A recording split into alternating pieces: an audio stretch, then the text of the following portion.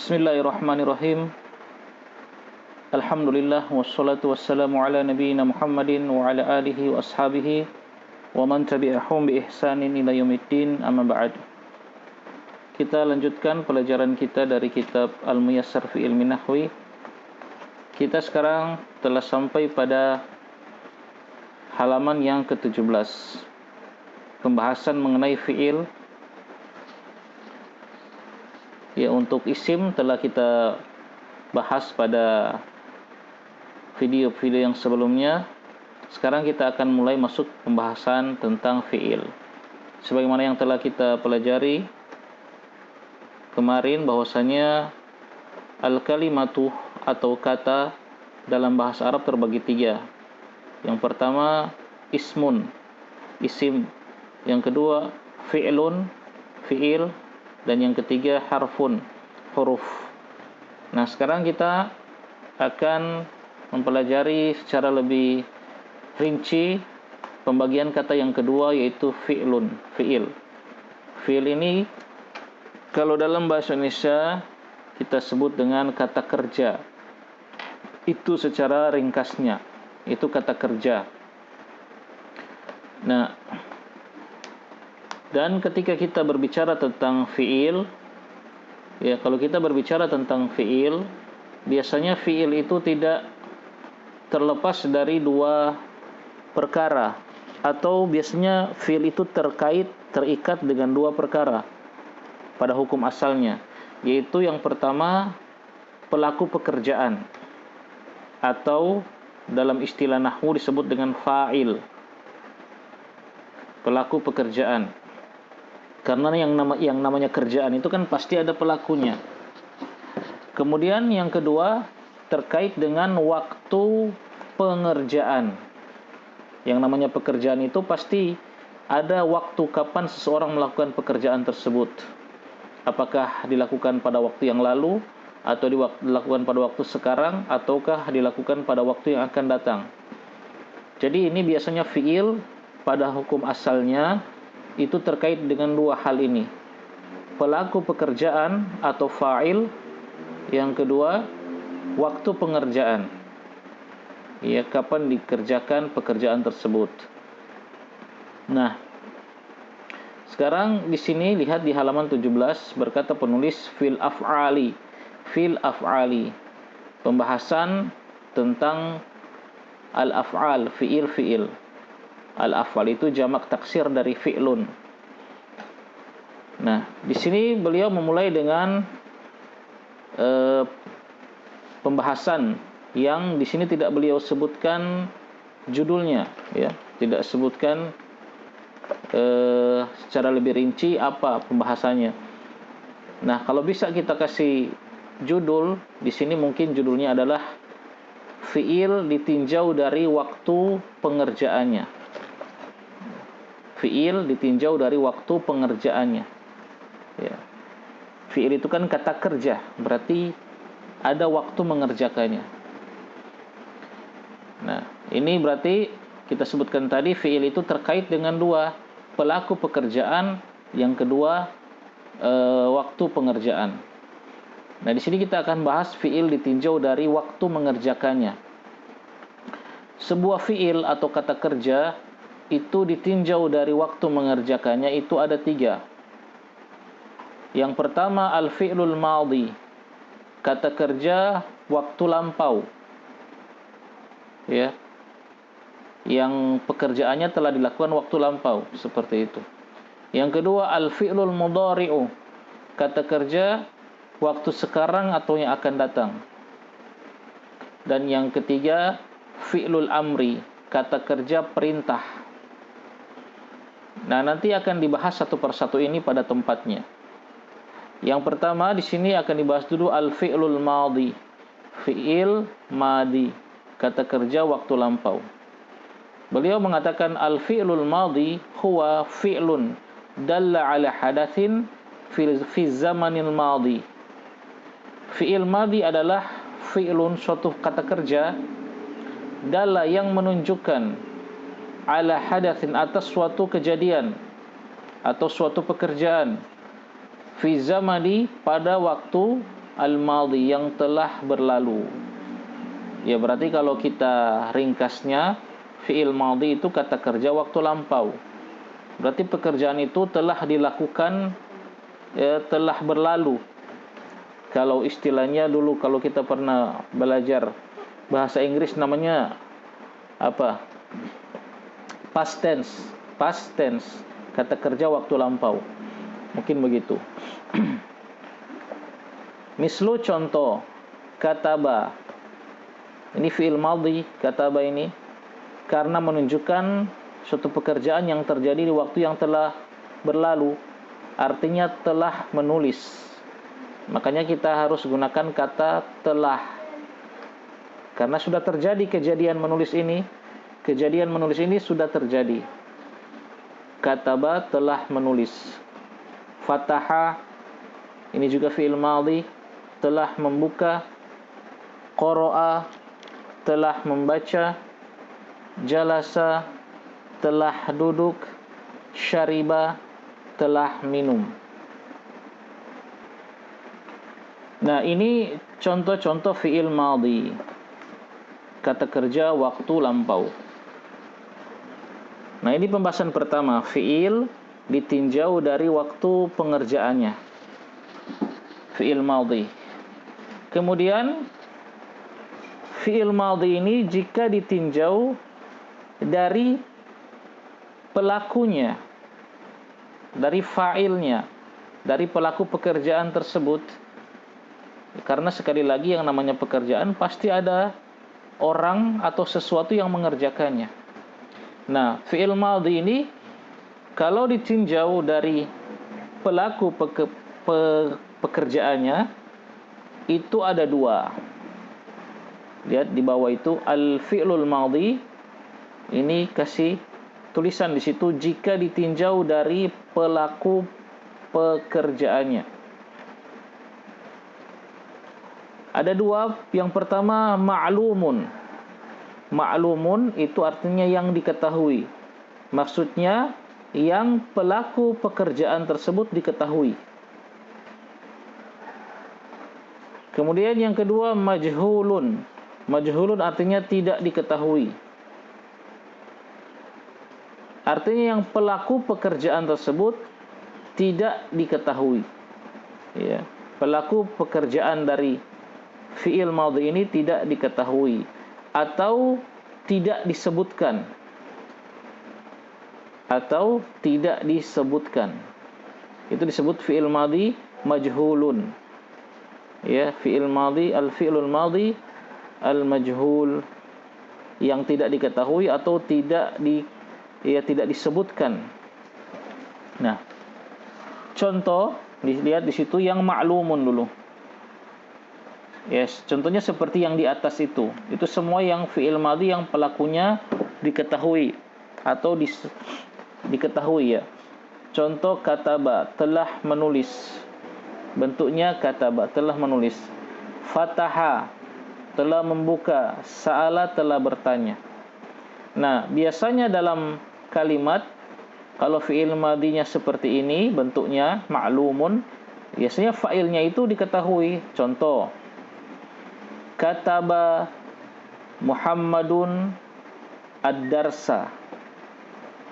Kataba, telah menulis Muhammadun, si Muhammad, ad-darsa, pelajaran itu.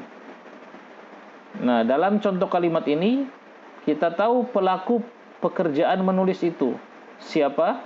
Yaitu ya Muhammad. Muhammadlah yang melakukan pekerjaan menulis. Muhammad telah menulis, ya, pekerjaan itu, pelajaran itu. Fataha Zaidun al-baba. Itu contoh. Fatah, telah membuka. Zaidun, si Zaid, al-baba, pintu itu. Berarti pelaku pekerjaan fataha ini fi'il madhi, membuka, itu diketahui siapa? Zaid, disebutkan. Dan seterusnya.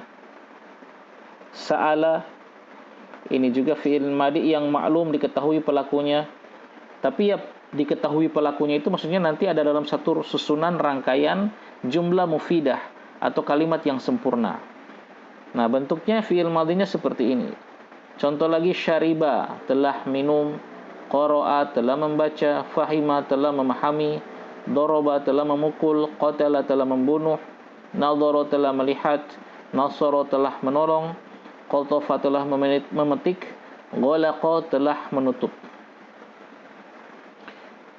Nah, ini bentuk-bentuk fi'il madhi yang maklum, yang diketahui atau disebutkan pelakunya. Nah, itu tapi bentuknya itu nanti yang mana pelakunya atau siapa pelakunya, yaitu nanti ada dalam suatu jumlah yang mufidah, suatu kalimat yang sempurna seperti tadi. Kataba Muhammadun ad-darsa, fataha Zaidun al-baba, sa'ala at-talibu sa'ala at-talibu al-mudarrisa, misalnya begitu. Telah bertanya, sa'ala telah bertanya, at-talibu pelajar itu atau santri itu, al-mudarrisa kepada bapak guru misalnya. Nah, sa'ala pelaku pekerjaan bertanya itu adalah si santri. Itu diketahui pelakunya.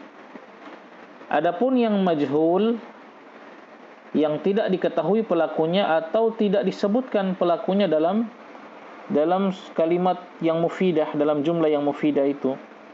Contoh. Nah, di situ disebutkan bentuknya adalah seperti fi'il ma'lum, fi'il madhi ma'lum, cuman lihat ada perubahan. Nanti huruf awalnya di dhammah, kemudian huruf keduanya di kasrah. Lihat, kutiba. Kalau yang maklumnya tadi kataba.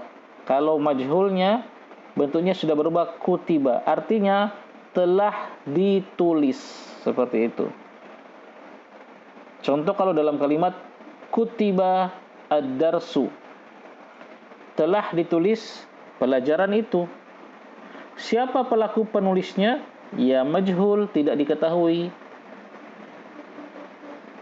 Misalnya kita lihat ada buku catatan, di dalamnya sudah tertulis pelajaran. Kita nggak tahu siapa yang menulisnya. Kita katakan kutiba ad-darsu, telah ditulis pelajaran itu. Siapa pelaku penulisnya? Siapakah yang menulisnya? Majhulun, tidak diketahui. Jadi fi'il majhul ini sebenarnya cuma dibuat dari yang maklum tadi, cuma bentuknya seperti itu, cuma harokatnya dirubah. Kalau kataba menjadi kutiba, fataha menjadi futiha, telah dibuka. Misalnya kita katakan futiha al-babu, futiha telah dibuka, al-babu pintu itu. Siapa pelaku yang membuka pintu kita nggak tahu, majhul. Nah, misalnya kita lihat tiba-tiba pintu rumah sudah terbuka, kan kita nggak tahu siapa yang buka. Kita katakan futihal babu, telah dibuka pintu itu. Siapa pelakunya, siapa fa'ilnya, pelaku yang membuka pintu, majhulun, nggak diketahui. Su'ila, telah ditanya, ya. Syuriba, telah diminum. Quri'a, telah dibaca. Fuhima, telah dipahami. Duriba, telah dipukul. Qutila, telah dibunuh. Nudhira, telah dilihat. Nusira, telah ditolong. Qutifa, telah dipetik. Guliqa, telah ditutup. Nah, kalau kita lihat dari sisi hurufnya sama, antara ma'lumun dan majhulun sama huruf-hurufnya. Yang beda cuma apanya? Harokatnya. Nah seperti itu. Ya, lihat. Harokat awalnya di dhammah, kemudian harokat huruf keduanya di kasrah. Huruf terakhirnya tetap di fathah.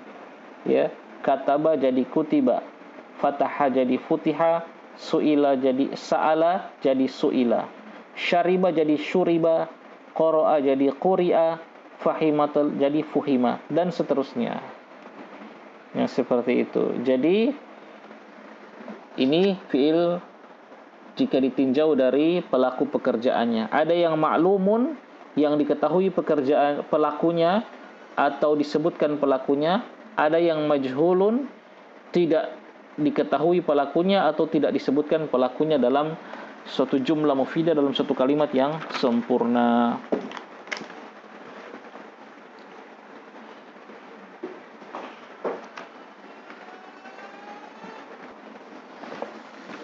Nah, kita lanjut pada halaman yang ke-18. Di situ disebutkan tasriful fi'lil madhi. Tasrif fi'il madhi. Tasrif fi'il madhi ini maksudnya perubahan bentuk fi'il madhi ketika dia bersambung dengan dhamir yang menjadi pelaku dari fi'il madhi tersebut. Masih ingat pelajaran kita sebelumnya ketika kita membahas isim-isim yang mabni, macam-macam isim-isim yang mabni. Ya, ketika kita membahas tentang isim, ada, ya, lihat di halaman 14. Di situ disebutkan macam-macam isim mabni, al-asmaul mabniyat. Isim mabni yang pertama itu ismud dhamiri. Ismud dhamiri, isim dhamir. Sudah kita sebutkan waktu itu, isim dhamir itu adalah kata ganti. Kata ganti. Kata ganti orang atau kata ganti benda. Ini kan kita juga ma'ruf, ya, kita tahu ini dalam bahasa Indonesia juga ada yang namanya kata ganti. Kata ganti orang pertama kalau bahasa Indonesia itu saya. Nah, kalau kata ganti orang kedua dia. Kalau kata ganti kata ganti orang kedua kalau bahasa Indonesia itu kamu. Kalau kata ganti orang ketiga bahasa Indonesia itu dia. Seperti itu kan, saya, kamu, dia. Nah, dalam bahasa Arab begitu juga, adanya yang namanya kata ganti orang pertama, orang kedua, dan orang ketiga. Tapi yang dalam bahasa Arab ini lebih rinci, dibedakan antara yang satu orang, dua orang, dan yang tiga orang ke atas. Juga dibedakan antara laki-laki dan perempuan. Nah, kita kembali ke tasrif fi'il madhi ini. Kan kita katakan fi'il madhi ini diketahui yang ma'lum, yang diketahui pelakunya, itu bisa bentuknya dhamir. Bentuknya kata ganti. Bukan nama orang, tapi kata ganti. Contoh, kalau yang nama orang tadi kita contohkan, ya. Tadi misalnya kataba Zaidun ad-darsa. Telah menulis si Zaid pelajaran itu. Zaid telah menulis pelajaran itu. Nah, pelakunya di sini kan fa'ilnya siapa? Zaid, itu nama orang. Nama orang. Nah, si Zaid ini nama orang Zaid ini bisa kita ganti dengan dhamir. Dengan kata ganti, ya. Jadi nama Zaid ini bisa kita ganti dengan kata ganti, ya. Contoh, kataba ad-darsa. Dia telah menulis pelajaran itu. Nah, pelaku dari kata bas ini siapa? Ya, diketahui, tapi dhamir. Dia. Dia telah menulis pelajaran itu. Seperti itu. Nah, di tasrif fi'il madhi ini kita akan pelajari bagaimana kalau fi'il madhi itu bersambung dengan dhamir sebagai pelaku pekerjaan. Nah, agar kita lebih mudah memahami bab ini, ada baiknya juga kita pada awalnya juga harus, ya, wajib bahkan mengetahui jenis-jenis kata ganti dalam bahasa Arab. Ya, jenis-jenis kata ganti dalam bahasa Arab. Kata ganti dalam bahasa Arab itu totalnya dia ada 14. Ada 14. Nah, perinciannya sebagai berikut. Dan ini harus kita hafal. Yang pertama, perhatikan di layar, ya. Yang pertama ini adalah kata ganti orang ketiga. Jadi mulai dulu dari orang ketiga. Untuk laki-laki. Untuk laki-laki. Untuk muzakkar. Yang pertama huwa. Artinya dia satu orang laki-laki. Huwa itu artinya dia. Maksudnya dia satu orang laki-laki. Kemudian huma. artinya mereka berdua. Mereka berdua orang laki-laki. Yang berikutnya hum, mereka. Mereka ini sini banyak, 3 ke atas.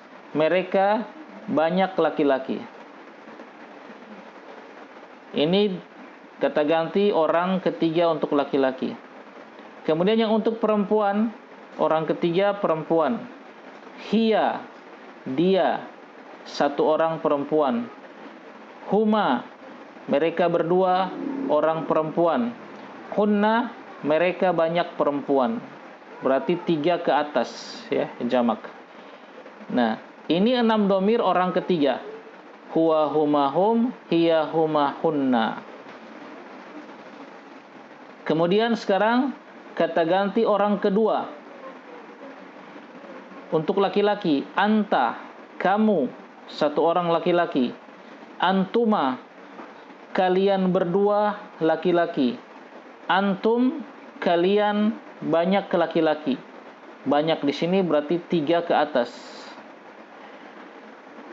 Kemudian yang untuk perempuan, muannas, anti, kamu, 1 orang perempuan. Antuma, kamu berdua atau kalian berdua perempuan. Antunna, kalian banyak perempuan. Banyak di sini maksudnya 3 ke atas. Kemudian kata ganti orang pertama sekarang.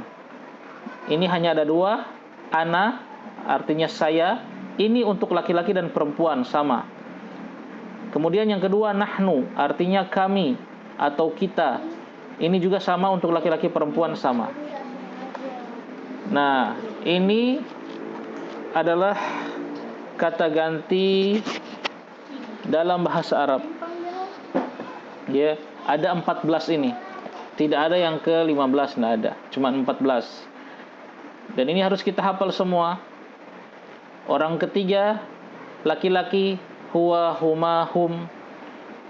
Perempuan, hiya huma hunna. Orang ketiga, kata ganti orang kedua, laki-laki, anta antuma antum. Untuk perempuan, anti antuma antunna. Kemudian untuk orang pertama, ana nahnu. Jadi kita harus hafal ini di luar kepala kalau kita ingin menguasai ya pelajaran nahwu shorof. Ini standar, harus hafal domir, kata ganti. Bukan cuma hafal lafadznya, kata-katanya. Bukan cuma menghafal lafadznya, tapi juga menghafal makna yang terkandung di dalamnya. Huwa, artinya dia, untuk 1 orang laki-laki. Huma, mereka berdua untuk 2 orang laki-laki. Hum, mereka banyak laki-laki.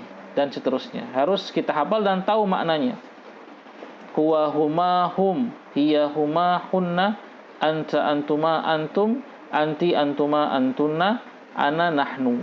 Nah, ini 14 domir dalam ilmu nahwu shorof. Ya. Nah, sekarang kita kembali ke pembahasan fi'il madhi tadi. Tasrif fi'il madhi. Nah, fi'il madhi ini bisa bersambung dengan domir kata ganti yang 14 tadi. Dan domir-domir 14 tadi itu menjadi pelaku dari pekerjaan ini, dari fi'il madhi ini. Mereka sebagai pelakunya. Nah, tapi ketika 14 domir ini telah bersambung dengan fi'il madhi, dia bentuknya ada sedikit perubahan. Ada sedikit perubahan. Ya. Ada sedikit perubahan, terjadi perubahan padanya. Tapi tetap makna yang terkandungnya sama. Sama dengan yang dikandung oleh 14 domir tadi, ya. Cuma dia mengalami perubahan sedikit. Mari kita lihat. Ya. Tasriful fi'lil madhi, tasrif fi'il madhi. Pertama, kataba, telah menulis. Dia telah menulis. Nah, kataba ini mana domirnya? Orang pertama, orang ketiga laki-laki. Dia 1 orang laki-laki telah menulis. Kataba. Mana huwanya? Kan nggak ada tulisan huwa di situ. Dia di sini namanya domir mustatir, domir yang tersembunyi. Di dalam kata kataba ini sudah terkandung kata domir huwa sebagai pelakunya. Makanya kan kita terjemahkan kataba, dia satu orang laki-laki telah menulis. Seperti itu. Tersimpan domirnya di dalamnya, jadi tidak ditampakkan. Nah, itu ketika fi'il madhi bersambung dengan huwa. Huwa di sini satu orang laki-laki, dia satu orang laki-laki itu sebagai pelakunya. Kemudian sekarang kataba ini bersambung dengan huma, ya, dua orang laki-laki, ya, dengan huma dua orang laki-laki. Yang orang ketiga ini, ya, kita masih bahas orang ketiga. Jadi menjadi kataba. Lihat di situ ada perubahan, ada alif di terakhir. Nah, alif ini adalah perubahan dari domir huma.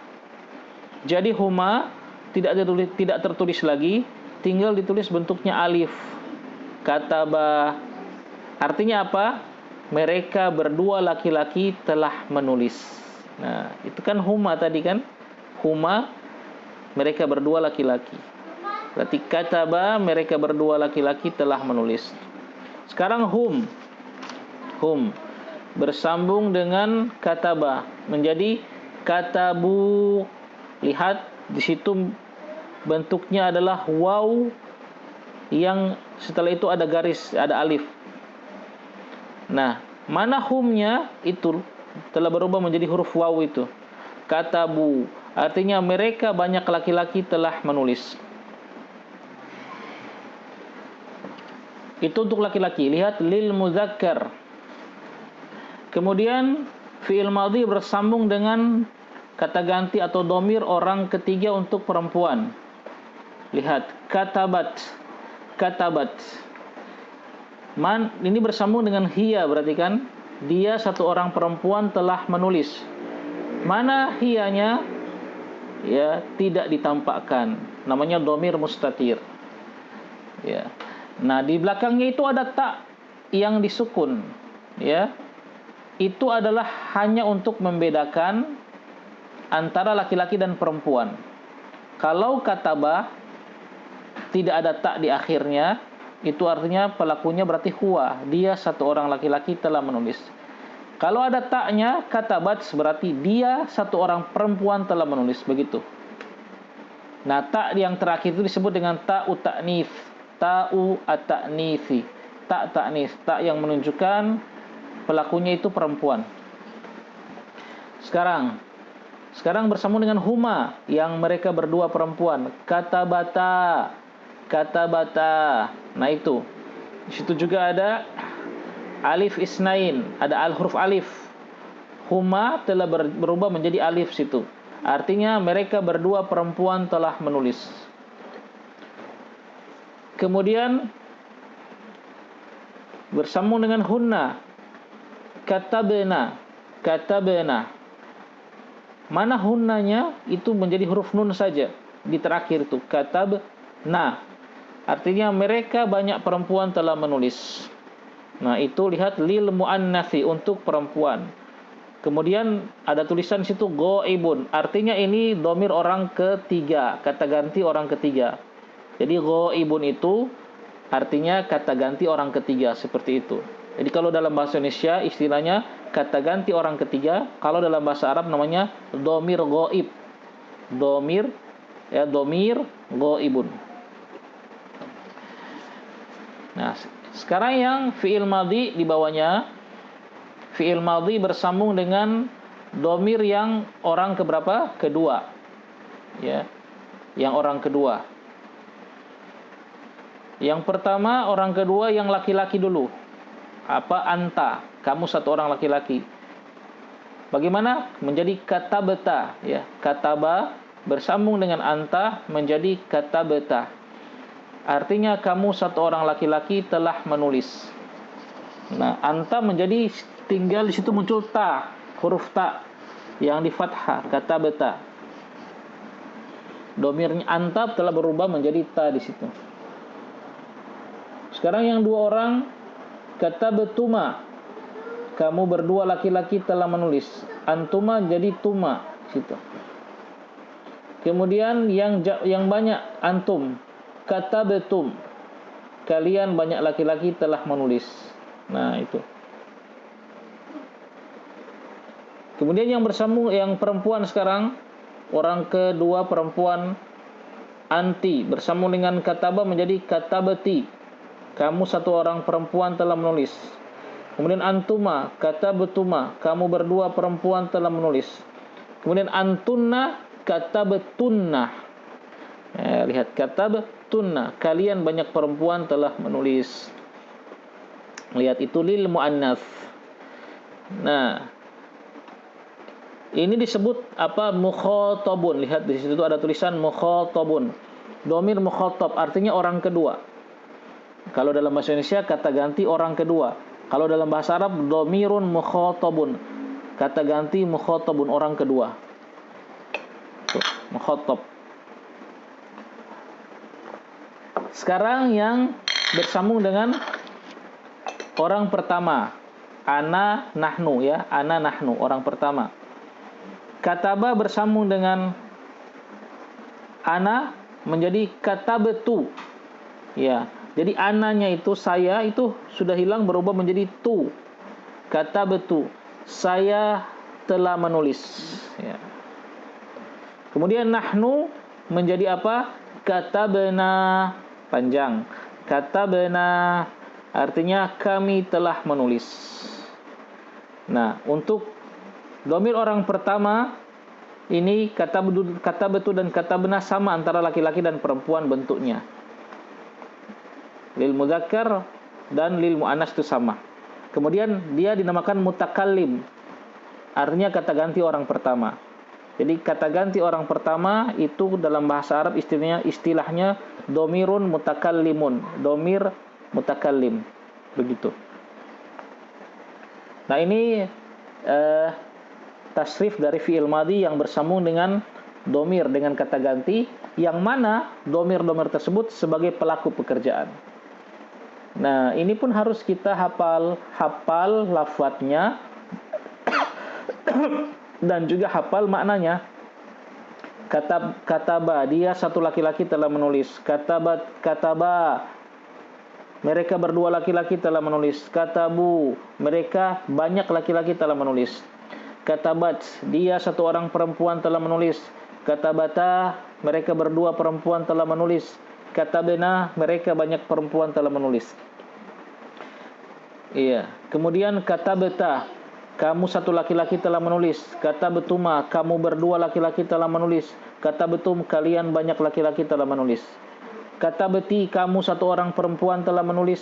Katabetuma, kamu berdua perempuan telah menulis. Katabetunna, kalian banyak perempuan telah menulis. Katabetu, saya telah menulis. Katabena, kami telah menulis. Nah, ini usahakan dihafal. Hafal lafadznya dan juga hafal makna yang terkandung di situ. Kataba, katabu, katabat, katabata, katabena. Katabeta, katabetuma, katabetum. Katabeti, katabetuma, katabetunna. Katabetu, katabena. Nah, ini bisa kita terapkan semua bentuknya ini ke semua jenis fi'il madhi, ke fi'il madhi yang lain. Nah, coba mari kita latihan. Di bawah ada at-tamrin, latihan. Di situ perintahnya sorrif, tasriflah. Sekarang contoh, zahaba. Zahaba, fi'il madhi. Di situ zahaba artinya dia satu orang laki-laki telah pergi. Nah, coba sekarang kita terapkan kaidah di atas. Jadinya bagaimana? Zahaba, zahaba, zahabu. Zahabat, zahabata, zahabna. Zahabta, zahabtuma, zahabtum. Zahabati, zahabtuma, zahabtunna. Zahabtu, zahabna. Nah, begitu. Artinya ya sama. Kalau zahaba, dia satu laki-laki telah pergi. Zahaba, mereka berdua laki-laki telah pergi. Zahabu, mereka banyak laki-laki telah pergi. Zahabat, dia satu orang perempuan telah pergi. Zahabata, mereka berdua perempuan telah pergi. Zahabena, mereka banyak perempuan telah pergi. Zahabata, kamu satu orang laki-laki telah pergi. Dhahabtuma, kamu berdua laki-laki telah pergi. Dhahabtum, kalian banyak laki-laki telah pergi. Dhahabti, kamu satu perempuan telah pergi. Dhahabtuma, kamu berdua perempuan telah pergi. Dhahabtunna, kalian banyak perempuan telah pergi. Dhahabtu, saya telah pergi. Dhahabna, kami telah pergi. Begitu. Tinggal artinya yang disesuaikan dengan fiil. Contoh lain, qara'a sama. Qara'a, qara'u. Qara'at, qara'ata, qara'na. Qara'ta, qara'tuma, qara'tum. Qara'ti, qara'tuma, qara'tunna. Qara'tu, qara'na. Qara'a artinya dia satu laki-laki telah membaca. Qara'a, mereka berdua laki-laki telah membaca. Qara'u, mereka banyak laki-laki telah membaca, dan seterusnya. Jalasa, dia satu laki-laki telah duduk. Jalasa, jalasa, jalasu. Jalasat, jalasata, jalasna. Jalasta, jalastuma, jalastum. Jalasti, jalastuma, jalastunna. Jalastu, jalasna. Dan silakan dilatih ya contoh-contoh yang ada di tamrin tersebut. Ya, dilatih. Untuk membiasakan lisan kita harus melatihnya. Nah, harus kita hafal lafadznya dan juga harus kita hafal maknanya, gitu. Nah, ini yang berkaitan dengan fiil madhi, ya, telah selesai. Telah ya selesai. Nanti berikut kita akan bahas lagi al-fi'lul mudhari. Fiil mudhari. Demikian ya, semoga bisa dipahami. Insyaallah kita akhiri. Assalamualaikum warahmatullahi wabarakatuh.